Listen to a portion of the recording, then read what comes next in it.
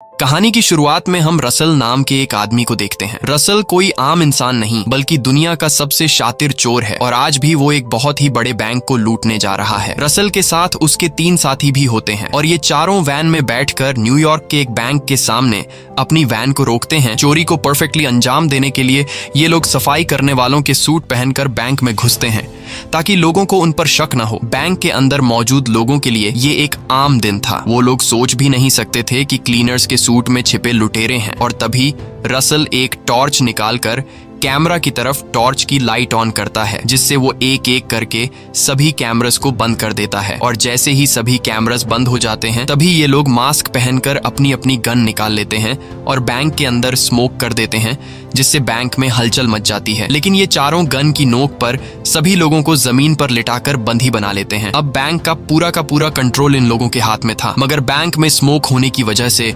कुछ धुआं बैंक के गेट से बाहर निकलता है, जिसे एक सिक्योरिटी गार्ड देख लेता है। और सिक्योरिटी गार्ड जैसे ही बैंक के अंदर आने लगता है तभी दरवाजे से रसल उस सिक्योरिटी गार्ड पर गन तान कर कहता है कि अंदर हमने बहुत सारे लोगों को बंदी बना लिया है और अगर पुलिस वालों ने अंदर आने की कोशिश की तो हम अंदर मौजूद लोगों को एक एक करके मारते जाएंगे। ये कहकर रसल दरवाजा बंद कर देता है।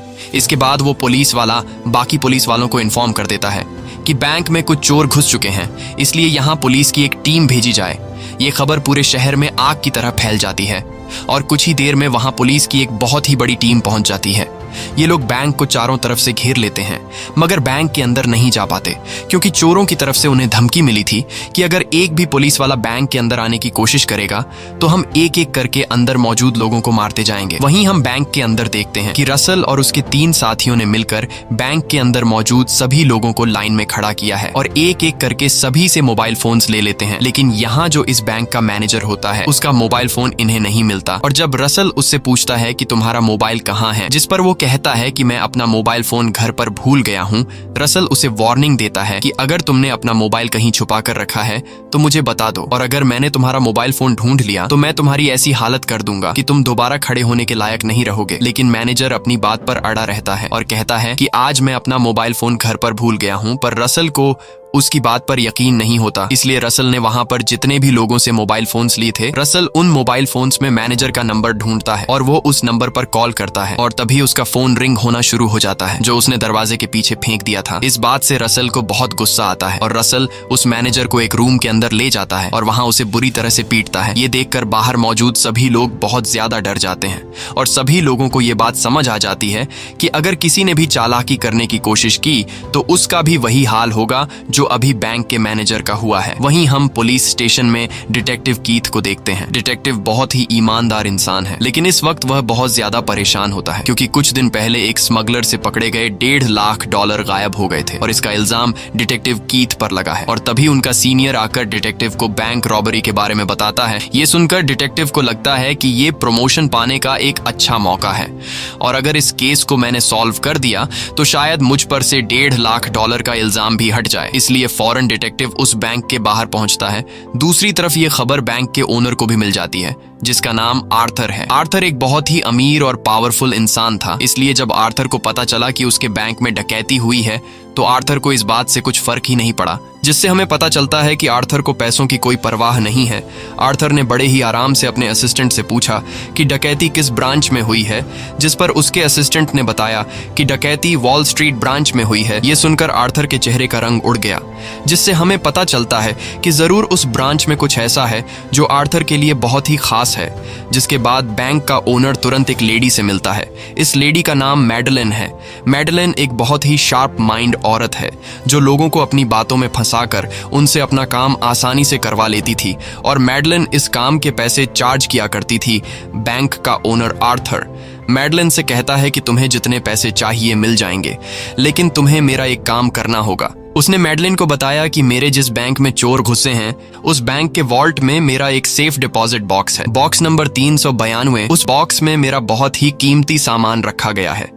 जिसे मैं किसी भी कीमत पर खोना नहीं चाहता, और मैं नहीं चाहता कि उस बॉक्स में जो रखा गया है वो किसी दूसरे के हाथ लगे। आर्थर मैडलेन से कहता है कि मैं जानता हूं तुम बहुत ही चालाक हो और तुमने कई अमीर लोगों के मुश्किल काम आसानी से सॉल्व किए हैं, और मैं चाहता हूं कि तुम इस बैंक में जाओ और वहां सेफ डिपॉजिट से बॉक्स नंबर 392 में जो रखा गया है उसे बिना किसी दूसरे के हाथ लगे मेरे पास ले आओ। मैडलेन डील एक्सेप्ट करने से पहले कहती है कि इस बॉक्स में जो रखा गया है उसे तुम्हारे पास पहुंचाने के बाद मुझे तो कोई खतरा नहीं होगा, जिस पर आर्थर जवाब देता है नहीं, इस बॉक्स में जो है वो तुम्हारे पैदा होने से भी पहले का है और इससे किसी को भी नुकसान नहीं है सिवाय मेरे। आर्थर कहता है कि अगर वो चीजें दुनिया के सामने आ गईं तो मुझे दुनिया के सवालों का सामना करना पड़ेगा, जिसे सुनकर मैडलेन समझ जाती है कि आर्थर ने जरूर कई साल पहले कुछ लोगों के साथ गलत किया है। दूसरी तरफ हम बैंक के अंदर का सीन देखते हैं जहां ये चारों रॉबर्स प्लान के मुताबिक अपने काम पर लगे होते हैं। इन रॉबर्स में से एक लड़की भी होती है और ये एक दूसरे को स्टीव, स्टीवी और स्टीवो के नाम से बुलाते हैं ताकि उनका असली नाम किसी को न पता चल सके। अब यहाँ ये रॉबर्स जेंट्स को अलग और लेडीज को अलग लाइन में खड़ा कर देते हैं, जिसके बाद रसल सभी लोगों को कपड़े उतारने के लिए कहता है और सभी को एक जैसे कपड़े देकर कहता है कि इन्हें जल्दी से पहन लो। साथ ही रसल इन सभी लोगों को मास्क भी देता है और उसके बाद ये चारों रॉबर्स भी उन लोगों की तरह सेम कपड़े पहन लेते हैं। अब बैंक के अंदर सभी लोगों के एक जैसे कपड़े थे। रसल ऐसा इसीलिए करता है कि अगर अंदर पुलिस आई तो पुलिस कंफ्यूज हो जाए कि कौन चोर है और कौन आम इंसान। इसके बाद रसल अपने साथियों के साथ काम पर लग जाता है और एक स्टोर रूम में जाते हैं और स्टोर रूम को देखकर रसल कहता है कि यह जगह बिल्कुल परफेक्ट है। रसल के ऐसा कहने से हमें पता चलता है कि शायद उसे एक ऐसी ही जगह की तलाश थी, जिसके बाद ये लोग वहां खुदाई करना शुरू कर देते हैं। वहीं बाहर डिटेक्टिव चोरों को पकड़ने के काम पर लग जाता है और वह कंट्रोल रूम से बैंक के सीसीटीवी चेक करने लगता है, लेकिन रॉबर्स ने बैंक के सभी कैमरास बंद कर दिए होते हैं, जिससे डिटेक्टिव को कुछ समझ नहीं आ रहा था कि बैंक के अंदर क्या चल रहा है। और तभी रॉबर्स बैंक के अंदर से एक आदमी को बाहर छोड़ देते हैं। ये आदमी इसी बैंक में काम करता है जिसके हाथ बंधे हुए थे, आंखों पर पट्टी थी और गले में एक सूटकेस लटका हुआ था। पुलिस जब उसकी आंखों से पट्टी हटाते हैं तो उसकी लंबी दाढ़ी होती है, जिसे देखकर पुलिस डर जाते हैं और उस आदमी से पुलिस पूछते हैं कि इस सूटकेस में बॉम्ब तो नहीं, जिस पर वह आदमी जवाब देता है नहीं। जिसके बाद पुलिस उसके गले से सूटकेस उतारकर उसे खोलते हैं। सूटकेस को खोलते ही पुलिस को पता चलता है कि उसमें एक मैसेज लिखा है। मैसेज लिखा होता है कि रात के 9 बजे तक हमें 2 बसेस और एक जेट प्लेन चाहिए, जिसमें पायलट भी होना चाहिए और टैंक पूरी तरह से भरा होना चाहिए, और अगर तुमने हमारी बात नहीं मानी तो 9 बजे के बाद हर एक घंटे में हम एक आदमी को कैमरा के सामने मार देंगे, जिसकी जिम्मेदार पुलिस होगी। तभी हम बैंक के अंदर देखते हैं कि बेसमेंट में जितने भी बंदी होते हैं उन सबको एक कमरे में बंद किया होता है। यहीं पर इन हॉस्टेजेस में एक लड़का होता है और वह लड़का अपना मास्क निकाल लेता है। वो कहता है कि इस मास्क में मेरा दम घुट रहा है, इसलिए इस मास्क को पहनकर मरने से अच्छा है कि मैं गोली से मर जाऊं। इन सब ने हमें एक जैसे कपड़े इसलिए पहनाए कि अगर पुलिस अंदर आ गई तो वो उनकी जगह हमें मार दे। इसके बाद वो लड़का शोर करना शुरू कर देता है। हालांकि सब उसे मना करते हैं, लेकिन वो किसी की बात नहीं सुन रहा होता। शोर की आवाज सुनकर रसल वहां पर आ जाता है और वो इस लड़के को खींचकर दूसरे कमरे में ले जाता है और वहां पर उसे बहुत मारता है। बाहर कंट्रोल रूम में डिटेक्टिव बहुत ज्यादा परेशान बैठा होता है और उसे समझ नहीं आ रहा होता कि इन रॉबर्स को कैसे पकड़ा जाए। और तभी रसल पुलिस को एक मैसेज भेजता है जिसमें लिखा होता है कि अंदर जितने भी लोग हैं वो सब के सब भूखे हैं, उनके लिए खाना भेजो। ये पढ़कर डिटेक्टिव खुश हो जाता है और डिटेक्टिव के दिमाग में एक आइडिया आता है कि क्यों ना खाने के साथ एक माइक्रोचिप छुपाकर अंदर भेजी जाए, जिससे हम उनकी बातें सुन पाएंगे। डिटेक्टिव तय करता है कि हम उन सब के लिए पिज्जा भेजेंगे और पिज्जा बॉक्स में ट्रांसमीटर भी फिट कर देंगे ताकि हम उनकी बातें सुन सकें। और पिज्जा डिटेक्टिव इसलिए डिसाइड करता है क्योंकि पिज्जा खाने के लिए उन सबको इकट्ठा होना पड़ेगा और जब वो इकट्ठा होंगे तो हम उनकी बातें आराम से सुन पाएंगे। और इसके बाद पुलिस अंदर पिज्जा भेजवाती है। पिज्जा भेजवाने के बाद डिटेक्टिव और उसके साथी हेडफोन्स लगाकर कंट्रोल रूम में बैठ जाते हैं और उन रॉबर्स की रिकॉर्डिंग सुनने के लिए बेताब हो रहे होते हैं। और तभी उन्हें रिकॉर्डिंग सुनाई देने लगती है, लेकिन उन्हें रॉबर्स की बातें समझ नहीं आती क्योंकि रॉबर्स एक अलग लैंग्वेज में बात कर रहे होते हैं और पुलिस को यह पता ही नहीं होता कि यह कौन सी लैंग्वेज है। अब जब इन लोगों को यह लैंग्वेज समझ नहीं आ रही होती, तब डिटेक्टिव डिसाइड करता है कि वह इस लैंग्वेज को पहचानने के लिए बाहर मौजूद लोगों की मदद लेगा। जिसके बाद इस रिकॉर्डिंग को स्पीकर पर ऑन किया जाता है। तब क्राउड में एक औरत कहती है कि मैं इस लैंग्वेज को पहचानती हूँ, जिसके बाद उस औरत को कंट्रोल रूम में लाया जाता है। वह औरत पूरी रिकॉर्डिंग सुनने के बाद जोर जोर से हंसने लगती है और कहती है कि मैं जानती हूँ कि यह आदमी कौन है और क्या बोल रहा है। यह सुनकर डिटेक्टिव खुश हो जाता है और उससे पूछता है कि कौन है यह आदमी, जिस पर वह बताती है कि यह अल्बेनिया का एक्स प्रेसिडेंट है जो अब इस दुनिया में नहीं रहे। यह उनकी एक पुरानी रिकॉर्डेड स्पीच है, यानी कि अंदर जो रॉबर्स थे उन्हें पता था कि पिज्जा बॉक्स के अंदर ट्रांसमीटर लगे हुए हैं, इसीलिए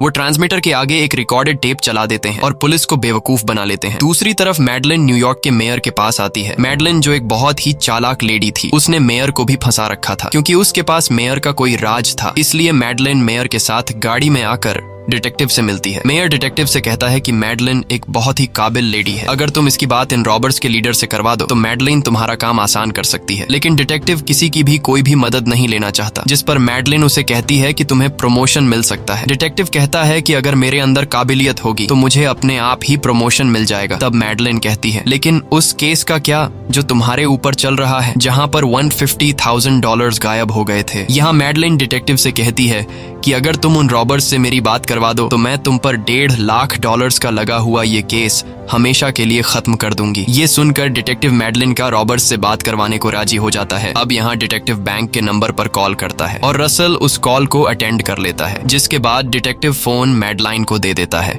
और मैडलाइन रसल से कहती है कि मैं तुम्हारी मदद कर सकती हूँ, तुम यह सब किस लिए कर रहे हो। रसल कहता है कि पैसों के लिए। तब मैडलाइन उसे कहती है कि मैं तुम्हें इतने पैसे दिलवा सकती हूँ जितना तुम बैंक से भी चोरी नहीं कर सकते। मैडलिन कहती है कि मैं न तो पुलिस वाली हूँ और न ही मैं तुम्हारा काम बिगाड़ना चाहती हूँ, बस मुझे बैंक के अंदर से सेफ्टी डिपॉजिट बॉक्स में रखा गया कुछ सामान लेना है। रसल उसकी बात मान लेता है और मैडलिन को अंदर आने की इजाजत दे देता है। कुछ देर बाद रसल और मैडलिन एक दूसरे के आमने सामने होते हैं। मैडलिन रसल से कहती है कि तुम अच्छी तरह जानते हो कि तुम यहाँ से किसी भी कीमत पर भाग नहीं सकते, तुम सरेंडर कर दो। मैं तुमसे वादा करती हूँ कि तुम्हें कम सजा होगी और जब तुम छूट कर आओगे तो तुम्हें $20 लाख दिए जाएंगे, लेकिन बदले में अभी मुझे बैंक के अंदर आने दो, मुझे एक लॉकर से कुछ सामान निकालना है। इस पर रसल कहता है कि कौन सा लॉकर, तुम लॉकर नंबर 392 की बात तो नहीं कर रही। ये सुनकर मैडलिन घबरा जाती है। तब रसल कहता है कि तुम साफ साफ क्यों नहीं बताती कि तुम यहाँ क्यों आई हो। मैडलिन कहती है कि मैं नहीं बता सकती। रसल कहता है कि मैं बताता हूँ, मैं तुम्हें एक कहानी सुनाता हूँ। वर्ल्ड वॉर 2 के दौरान एक अमेरिकन स्विट्जरलैंड के एक बैंक में काम करता था। उस आदमी के नाजी सोल्जर्स से बहुत अच्छे रिश्ते थे। उस आदमी ने अपनी कंट्री से गद्दारी की और मासूमों का खून बहाकर उसने बहुत सारा पैसा कमाया और उन्हीं पैसों से आज वह एक बहुत ही आलीशान जिंदगी जी रहा है। लेकिन अब मेरे पास उस आदमी के खिलाफ सबूत है। रसल कुछ डॉक्यूमेंट्स निकाल कर कहता है कि ये सबूत मुझे उसी लॉकर से मिले हैं जिसे तुम हासिल करना चाहती हो, लेकिन ये डॉक्यूमेंट्स मैं तुम्हें किसी भी कीमत पर नहीं दे सकता, क्योंकि यहाँ से निकलने के बाद अगर मैं पकड़ा गया तो तुम्हें यहाँ जिस आदमी ने भेजा है उसे मुझे किसी भी हाल में छुड़ाना होगा, नहीं तो मैं उसकी सच्चाई पूरी दुनिया के सामने ला दूंगा। अब मैडलिन समझ जाती है कि रसल बहुत ज्यादा चालाक है और वह किसी भी हाल में उसे डॉक्यूमेंट्स नहीं देगा, इसलिए मैडलिन बाहर आ जाती है। बाहर आते ही डिटेक्टिव उससे पूछता है कि तुमसे रॉबर्ट्स ने क्या कहा, लेकिन मैडलिन डिटेक्टिव को कुछ भी नहीं बताती। बैंक के अंदर दिखाया जाता है कि सभी लोगों को अलग अलग कमरों में बंद किया गया है। तभी रॉबर्ट्स के साथ एक लड़की आती है जिसका नाम स्टीवी है। वह एक कमरे में जाती है और वहां से 4 लोगों को उठा कर ले जाती है। वह उन चारों को एक अलग केबिन में बंद कर देती है। बाहर आने के बाद स्टीवी खुद चिल्लाना शुरू कर देती है। उसका जो साथी होता है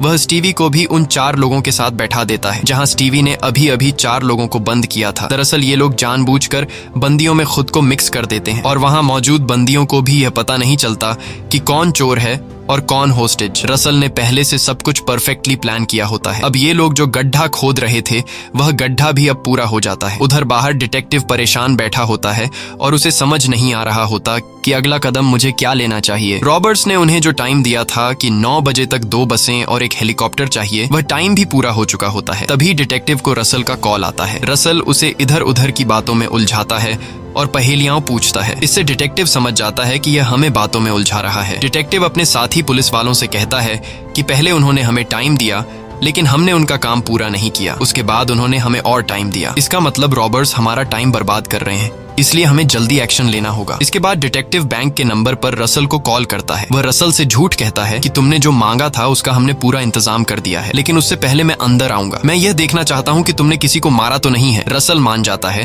और उसे अंदर आने की इजाजत दे देता है। जब डिटेक्टिव बैंक के अंदर जाता है तो वह रसल का मास्टर प्लान देखता है। वह देखता है कि सभी लोगों ने एक जैसे कपड़े पहने हुए हैं, जिससे पहचानना मुश्किल हो जाता है कि कौन चोर है और कौन होस्टेज। जब रसल आखिरी कमरे में जाता है तो वहाँ 3 लोग होते हैं। उन तीनों के चेहरों पर मास्क नहीं होते और वे बहुत डरे हुए होते हैं। रसल कहता है कि ये वो लोग हैं जो बात बिल्कुल भी नहीं मानते। डिटेक्टिव जब देखता है कि सभी लोग सेफ हैं, तब रसल डिटेक्टिव को बाहर दरवाजे तक छोड़ने के लिए जाता है। यहाँ इन दोनों के बीच बातचीत होती है। डिटेक्टिव रसल से कहता है कि तुम मेरे साथ बाहर क्यों नहीं चले जाते। रसल कहता है कि अभी मेरा काम खत्म नहीं हुआ है और जब मेरा काम खत्म होगा तो मैं वादा करता हूँ कि मैं इसी गेट से बाहर निकलूंगा। फिर रसल डिटेक्टिव से कहता है कि अगर तुम्हारा तुम्हारी और कोई ख्वाहिश हो तो बता सकते हो। डिटेक्टिव मजाक में कहता है कि मेरी ख्वाहिश है कि मैं अपनी गर्लफ्रेंड से शादी कर लूं, लेकिन मेरे पास पैसे नहीं है। अब इन दोनों की बातचीत चल रही होती है कि तभी डिटेक्टिव रसल को जोर से लात मारता है और रसल को सीढ़ियों से नीचे गिरा देता है। और जैसे ही वह रसल का मास्क हटाने वाला होता है, तभी वहां पर रसल का साथी आ जाता है जिसके पास गन होती है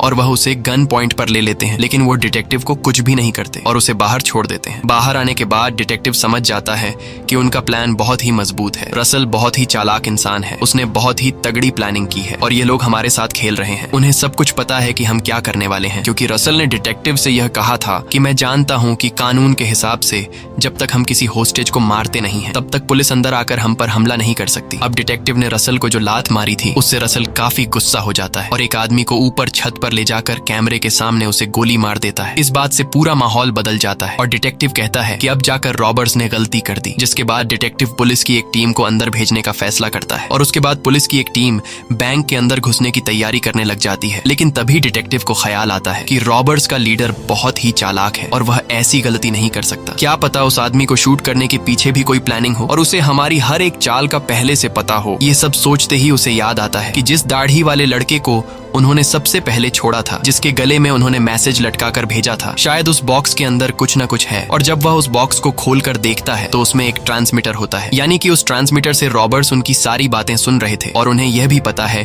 कि किस तरह पुलिस आकर उन पर हमला करने वाली है। ये सब समझते ही डिटेक्टिव जल्दी से उस पुलिस टीम के हेड से बात करता है जो अभी बैंक के अंदर जाने वाला है। डिटेक्टिव उसे सारी बात समझाता है कि रॉबर्ट्स को हमारी प्लानिंग के बारे में पता है, हो सकता है उन्होंने पहले से ही तुम्हारे लिए बम फिट करके रखे हों, इसलिए तुम वापस आ जाओ। लेकिन वह ऑफिसर वापस आने से मना कर देता है और कहता है कि मैं सब कुछ कंट्रोल कर लूंगा, यानी कि अब वह उन पर हमला करेगा।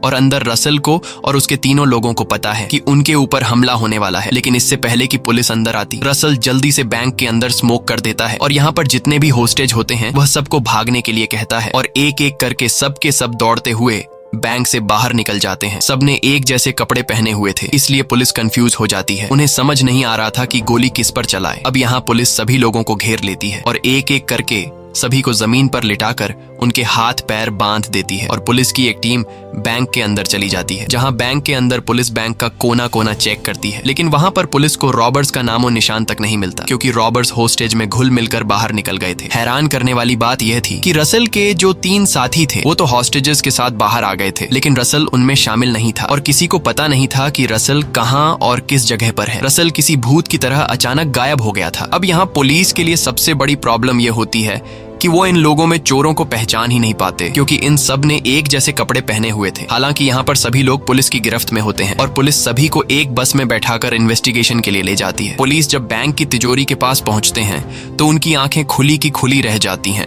क्योंकि वो लोग देखते हैं कि रॉबर्ट्स अपने साथ 1 रुपया भी नहीं लेकर गए और बैंक का सारा पैसा वैसा का वैसा ही पड़ा है और साथ ही साथ जो उनके हथियार थे वह सब नकली थे, जिससे किसी को मारा नहीं जा सकता। तभी पुलिस को वहाँ वह कपड़ा भी मिलता है जिस पर रेड कलर लगाया गया था, यानी कि जिस आदमी को छत पर गोली मारी गई थी। दरअसल किसी को गोली लगी ही नहीं थी, वह सिर्फ एक दिखावा था। पुलिस ने पूरे बैंक का चप्पा चप्पा छाना, लेकिन उन्हें कुछ भी नहीं मिला, वह खड्डा भी नहीं जो शुरुआत से रॉबर्ट्स खोद रहे थे। डिटेक्टिव को समझ नहीं आ रहा था कि चोर बैंक में चोरी करने घुसे, उन्होंने 1 रुपया भी नहीं चुराया और अचानक भूत की तरह गायब हो गए। पुलिस को बस ये पता होता है कि जितने लोग बाहर हैं उनमें वो 3 रॉबर्स भी हैं जिन्होंने इन सबको बंदी बनाया था। लेकिन डिटेक्टिव को एक बात कंफर्म होती है कि उनमें उनके प्लान का जो मास्टरमाइंड यानी कि रसल, वह उनमें नहीं है, क्योंकि डिटेक्टिव ने रसल की हाइट, कलर और आवाज पहचान ली होती है और अगर वह उनमें होता तो डिटेक्टिव उसे पहचान लेता। रसल ने यह सब कुछ इतने परफेक्ट तरीके से प्लान किया था कि पुलिस सब कुछ जानते हुए भी किसी को पकड़ नहीं सकती थी। आपको कहानी का वह पल याद होगा जब हॉस्टेजेस में बैठा एक लड़का अपना मास्क उतार लेता है और उसके बाद वहां पर रसल आता है। रसल खींचते हुए उसे दूसरे कमरे में ले जाता है और उसकी बहुत पिटाई करता है। दरअसल ऐसा कुछ भी नहीं हुआ होता, वह उन 4 रॉबर्स में से एक रॉबर होता है और वह जानबूझकर लोगों के सामने अपना मास्क उतारता है ताकि लोग यह यकीन करें कि वह भी इन्हीं में से एक है। और अब जब पुलिस इन्वेस्टिगेशन कर रही होती है तो उन्हें इस लड़के पर शक होता है, लेकिन पुलिस के पास कोई भी सबूत नहीं होता, बल्कि एक लड़की यह गवाही देती है कि यह लड़का भी हमारे साथ था और इसकी वजह से हम परेशानी में आने वाले थे, क्योंकि इसने अपना मास्क उतार दिया था, जिसके बाद रॉबर्स ने इसे बहुत मारा था। ये सब सुनकर पुलिस इस लड़के को छोड़ देती है। अब इन रॉबर्स के साथ एक लड़की भी थी जिसे वह स्टीवी के नाम से बुलाते थे और आपको याद होगा कि स्टीवी ने जब 4 लोगों को रूम के अंदर बंद किया और फिर बाहर आकर चिल्लाते हुए ड्रामा करने लगी, जिसके बाद रसल स्टीवी को भी हॉस्टेजेस के बीच में बिठा देता है और अब वह 4 हॉस्टेजेस गवाही दे देते हैं कि यह भी हमारे साथ थी। साथ ही स्टीवी काफी कॉन्फिडेंस से पुलिस को जवाब देती है, जिससे वह पुलिस का शक खुद पर से दूर कर लेती है। और उनका जो तीसरा साथी था उसे तो खुद डिटेक्टिव ने हॉस्टेजेस के बीच में बैठा देख लिया था। जब डिटेक्टिव बैंक के अंदर गया था तो आखिर में रसल उसे एक रूम के अंदर लेकर गया, जहाँ रूम में 3 ऐसे लोग थे जिनके मुंह पर मास्क नहीं था। दरअसल यह तीनों रॉबर्स थे और जानबूझकर इन तीनों को बिना मास्क के दिखाया गया ताकि डिटेक्टिव को यकीन हो जाए कि यह तीनों हॉस्टेजेस हैं। अब डिटेक्टिव ने खुद इस तीसरे आदमी को हॉस्टेजेस की हालत में देखा था, इसलिए डिटेक्टिव इस तीसरे चोर को भी छोड़ देता है। कुछ देर बाद डिटेक्टिव का सीनियर आता है और डिटेक्टिव सीनियर से कहता है कि यह सब कुछ एक परफेक्ट प्लान था। रॉबर्स ने शुरू से लेकर आखिर तक सब कुछ परफेक्टली प्लान किया था, इसलिए हम कुछ भी नहीं कर सकते। कैप्टन कहता है कि हमें अब इस केस को बंद करना होगा क्योंकि किसी का खून नहीं हुआ, एक पैसा भी चोरी नहीं हुआ और न ही किसी ने इस केस को सॉल्व करने के लिए कोई रिपोर्ट लिखवाई है। तो इस तरह हमें अपना टाइम वेस्ट नहीं करना चाहिए। लेकिन डिटेक्टिव इतनी आसानी से केस बंद नहीं करना चाहता था और वह अब भी इस केस की सच्चाई जानने में लग जाता है। और जब वह बैंक के डॉक्यूमेंट्स देख रहा होता है तो उसे पता चलता है कि बैंक में सभी लॉकर्स मौजूद हैं, लेकिन लॉकर नंबर 392 गायब है, उसका कोई रिकॉर्ड नहीं है। और इससे डिटेक्टिव को शक होता है कि जरूर उस लॉकर में कुछ कीमती सामान था जिसे इन रॉबर्स ने चोरी कर लिया और यही वजह थी कि रॉबर्स ने ढेर सारे पैसे छोड़कर सिर्फ उसी तिजोरी से वह कीमती सामान चुरा लिया। दूसरी तरफ हम बैंक के मालिक आर्थर को देखते हैं, जिसके पास मैडलेन आती है और वह आर्थर को कहती है कि जो डॉक्यूमेंट्स तुम्हें चाहिए थे वह लुटेरे अपने साथ ले गए और वह डॉक्यूमेंट्स लुटेरे अपने साथ इसलिए ले गए ताकि अगर वह लोग फ्यूचर में कहीं फंस जाएं तब वह इन डॉक्यूमेंट्स का इस्तेमाल करके तुम्हें मजबूर करेंगे ताकि तुम उसे छुड़वाओ। मैडलेन कहती है मैं इतनी बेवकूफ नहीं हूँ, उस लॉकर में उन पेपर्स के अलावा भी कुछ था, नहीं तो वह लोग इतना बड़ा रिस्क नहीं लेते और मैं जानती हूँ कि वहाँ तुमने ढेर सारे हीरे रखे थे। दरअसल उस लॉकर के अंदर बहुत ही कीमती हीरे थे, इसलिए रॉबर्स सारे हीरे लेकर वहां से निकल जाते हैं और पैसों को हाथ भी नहीं लगाते। आर्थर कहता है कि उन हीरों के साथ वहां पर एक बहुत ही कीमती रिंग भी थी जो कि एक पेरिस के बहुत बड़े बैंकर की पत्नी की थी और वह बैंकर मेरा दोस्त था। वर्ल्ड वॉर 2 के दौरान उनके पूरे परिवार को बंदी बना लिया गया। मैं चाहता तो मैं उसे बचा सकता था, लेकिन नाजी सोल्जर्स ने मुझे ढेर सारे पैसे दिए, इसलिए मैंने उन्हें नहीं बचाया। आखिर में आर्थर मैडलेन को एक चेक देकर कहता है कि मैंने तुमसे जो भी कहा उसका बाहर किसी को भी पता नहीं लगना चाहिए और मैडलेन चेक लेकर वहां से चली जाती है। इस तरह से दिन गुजरते हैं और हमें एक हफ्ते के बाद का सीन दिखाया जाता है जहां हम देखते हैं कि रसल कहीं और नहीं बल्कि अभी भी उसी बैंक में है। आपको वह पल याद होगा जब रसल एक स्टोर रूम में आता है और स्टोर रूम को देखकर रसल कहता है कि यह जगह बिल्कुल परफेक्ट है, ये वही स्टोर रूम होता है। दरअसल रसल और उसके लोगों ने पीछे के जो शेल्व्स होते हैं उन्हें आगे शिफ्ट कर दिया होता है और इसे सेम टू सेम उसी तरह से लगा दिया होता है जिस तरह से वह पहले थे। और पिछले एक हफ्ते से रसल यहीं पर छुपा हुआ था और उन्होंने जो खड्डा खोदा था वह इसलिए खोदा गया था ताकि रसल को वॉशरूम जाने के लिए कभी भी बाहर न निकलना पड़े। इस तरह से एक हफ्ता गुजरने के बाद रसल उस लॉकर में से चुराए गए सारे हीरे एक बैग में रख लेता है और बैंक से निकलने लगता है।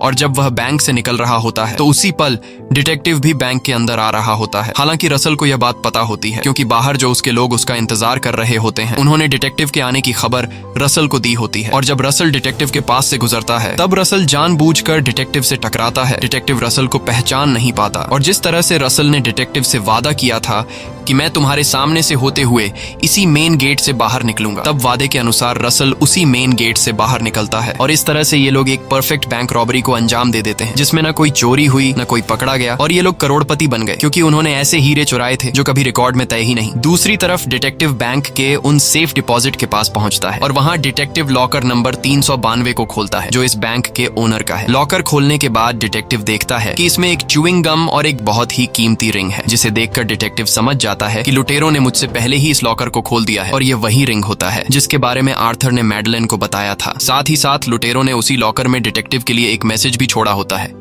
जिस पर लिखा था फॉलो द रिंग। डिटेक्टिव समझ जाता है कि यह रिंग उस शार्प माइंड चोर ने मेरे लिए छोड़ी है और वह चोर चाहता है कि डिटेक्टिव सच्चाई को लोगों के सामने लाए। जिसके बाद डिटेक्टिव सीधे बैंक के ओनर आर्थर के पास जाता है और आर्थर से पूछता है कि तुम्हारे बैंक से क्या चोरी हुआ है, जिस पर आर्थर जवाब देता है कि कुछ भी नहीं। तब डिटेक्टिव उस अंगूठी को बाहर निकालता है और आर्थर से कहता है कि मैं जल्द ही सच्चाई दुनिया वालों के सामने ला दूंगा। इसके बाद डिटेक्टिव वहां से निकलकर सीधे मैडलेन के पास जाता है जहां मेयर भी मौजूद होता है। मैडलेन डिटेक्टिव को मुबारकबाद देते हुए हुए कहती है कि तुम पर से $1.5 लाख का आरोप हटा दिया गया है। ये सुनकर डिटेक्टिव खुश हो जाता है, पर डिटेक्टिव को पता था कि ये दोनों भी आर्थर की तरह धोखेबाज हैं। इसलिए डिटेक्टिव इन दोनों को यूएस वॉर क्राइम डिपार्टमेंट का नंबर देकर कहता है कि तुम्हें आर्थर के खिलाफ केस करना होगा, कि आर्थर ने वर्ल्ड वॉर II के दौरान मासूम लोगों का खून बहाकर खुद को अमीर किया, और अगर तुम दोनों ने यह सच्चाई दुनिया के सामने नहीं लाई तो मैं तुम दोनों को भी एक्सपोज कर दूंगा कि तुम दोनों भी बैंक रॉबरी केस में आर्थर के साथ मिले हुए थे। इसके बाद डिटेक्टिव अपने घर आता है, जहां उसकी गर्लफ्रेंड उसका इंतजार कर रही होती है, और जब वह अपनी कोट की जेब में हाथ डालकर सामान निकाल रहा होता है तभी उसे एक छोटा सा डायमंड मिलता है। शुरू में डिटेक्टिव को कुछ समझ नहीं आता